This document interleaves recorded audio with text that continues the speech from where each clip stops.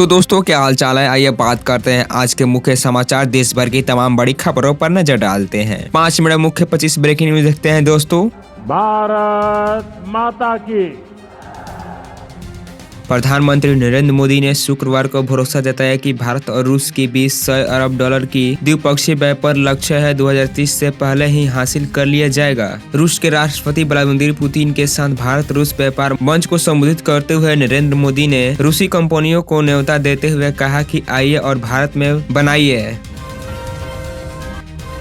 लोकसभा ने health and national security cess bill पारित कर दिया, जिसके बाद पाम मसाला और सिगरेट जैसी डिमरिट उत्पाद महंगे हो जाएंगे। सरकार का कहना है कि इन नए उत्पादों पर बढ़ा टैक्स राष्ट्रीय सुरक्षा और आधुनिक रक्षा जरूरतों को पूरा करने में इस्तेमाल किया जाएगा। पश्चिमी सिंहभूम के गुंदड़ी और बल्दगांव प्रखंड को जोड़ने वाली 16 किलोमीटर लंबी सड़क का निर्माण फिर से शुरू करने की मांग तेज हो गई है। 20 गांव के लोगों ने बैठक करके वन विभाग के खिलाफ आर पार की जंग का ऐलान कर दिया है। कहा है कि अगर जल्द से जल्द सड़क का निर्माण फिर से शुरू नहीं हुआ तो उग्र आंदोलन किया जाएगा। सीएम नीतीश कुमार ने कहा है कि हमारी सरकार ने अगले 2030 तक 1 करोड़ युवाओं को नौकरी एवं रोजगार देने का लक्ष्य निर्धारित किया है। इसके लिए जरूरी है कि राज्य में ज़्यादा से ज़्यादा युवाओं को कौशल विकास के लिए प्रशिक्षण दिया जाए और युवाओं को गुणवत्तापूर्ण उच्च एवं तकनीकी शिक्षा उपलब्ध कराई जाए। सस्ते स्मार्टफोन अक्सर फीके कैमरे और बोरिंग डिजाइन के लिए बदनाम रहते हैं, लेकिन नथिंग ने अपनी नई फोन 3A लाइट के साथ इन सोच को बदलने की कोशिश की है। 20,999 की कीमत पर यह डिवाइस बजट सेगमेंट में अलग पहचान बनाने की ओर बढ़ रहा है। मुख्यमंत्री नीतीश कुमार के बेटे निशांत कुमार जल्द ही बिहार के राजनीति में एंट्री ले सकते हैं। इस बात का संकेत शुक्रवार को पटना एयरपोर्ट पर पत्रकारों से बात करते हुए दिया। शुक्रवार शाम को निशांत और संजय झा दोनों को पटना एयरपोर्ट पर पत्रकारों ने एक साथ देखा। इसके बाद उनसे बात करते हुए निशांत कुमार ने बिहार की जनता को एक बार फिर से धन्यवाद देते हुए कहा कि उनके पिता नीतीश कुमार ने पिछले 20 सालों के दौरान बिहार के विकास के लिए बहुत बड़ा काम किया है। जनता दल यूनाइटेड के अध्यक्ष और मुख्यमंत्री नीतीश कुमार के बेटे निशांत जल्द ही राजनीति में एंट्री कर सकते हैं। इस बात का संकेत किसी और ने नहीं बल्कि नीतीश कुमार के करीबियों में शामिल और पार्टी के कार्यकारी अध्यक्ष संजय झा ने दिया है।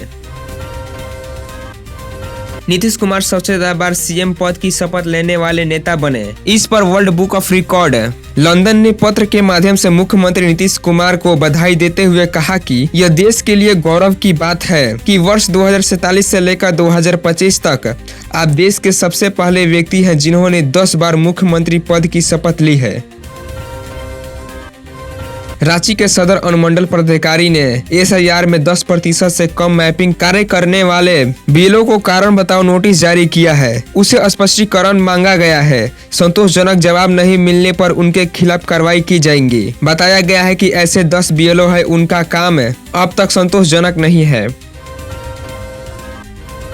दिल्ली विश्वविद्यालय और रूस की HSI यूनिवर्सिटी के बीच स्पेस मिरर लैब स्थापित करने पर सहमति बनी है। स्पेस मिरर लैब स्थापित करने को लेकर शुक्रवार को दिल्ली विश्वविद्यालय और रूस की national research university higher school of economics के बीच एस्टिमेटेड ऑफ कॉर्पोरेशन पर समझौता हुआ। सिग्नल सिस्टम को बेहतर बनाने के लिए रेलवे AI तकनीक को अपना रही है। इसके लिए नॉर्थ फ्रंटियर रेलवे के 141 किलोमीटर ट्रैक पर हाथियों की मौजूदगी रहती है। हाथियों की मौजूदगी का पता लगाने के लिए AI तकनीक का प्रयोग हो रहा है। इस तकनीक से लोको पायलट, स्टेशन मास्टर और कंट्रोल रूम को हाथियों की आवाजाही की सटीक जानकारी मिल जाती है। केंद्र सरकार ने सेमीकंडक्टर सहित संपूर्ण मूल्य श्रृंखला में इलेक्ट्रॉनिक विनिर्माण को बढ़ाने के लिए एक योजनाबद्ध और व्यवस्थित विजन को अपनाने का काम किया है। बड़े पैमाने पर इलेक्ट्रॉनिक्स क्षेत्र को बढ़ावा देने के लिए उत्पाद से जुड़ी योजना शुरू की है। इस योजना के तहत 14,065 करोड़ रुपए की निवेश को बढ़ाने पर जोर दिया गया।